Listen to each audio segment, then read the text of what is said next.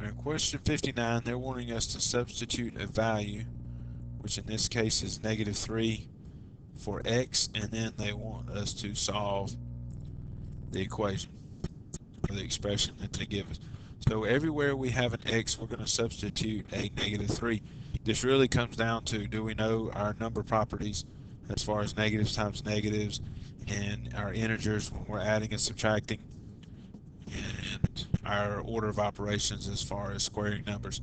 So I'm going to fill in the -3 and then we'll talk about those. So we have 3, we're just going to bring that down, times, and then x is -3, and that number is going to be squared. So we have -3 squared. It's funky looking -3, but anyway, that'll be alright. And then 5, or -5 times a -3. Okay, that's a better looking 3. Alright, so now let's start taking this piece by piece. If you know how to type this into the calculator, you can type it in, and as long as you type it in correctly, and the way I did here with the parentheses, you'll get the right answer. But let's take it piece by piece. So we could say this is going to be 3. We'll just bring the 3 down. All right, and I'll put a little times there. And -3 squared would be -3 times -3, and a negative times a negative is a positive. So that's going to be a 9. And then that's going to be minus, and then we have 5 times -3, and a positive times a negative. And I'm going to assume this is just a positive number here because I brought my subtraction sign down. And 5 times -3 is going to be a -15 on this side. So now let's look. 9 times 3 is going to be 27. That's crazy.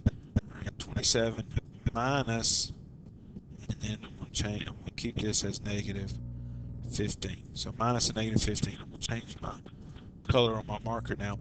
We can change the minus a negative into plus a positive. So if we change the subtraction sign to addition, we just need to change the sign that follows. So if this had been positive, we would change it to a negative number.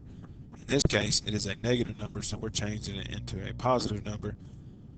Now we are just going to add 27 and 15 together, and that is a total of 42 when we add those together.